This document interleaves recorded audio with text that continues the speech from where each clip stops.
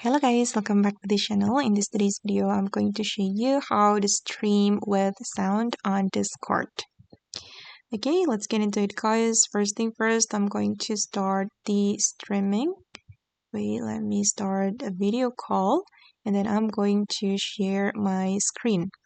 And then I'm going to choose my entire screen, for example.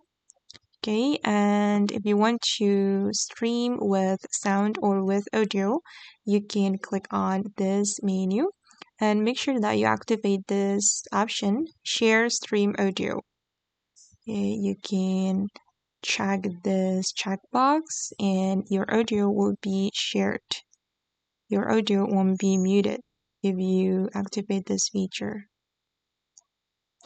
And okay guys, that's how we can stream with audio on Discord. I hope this video will be useful for you.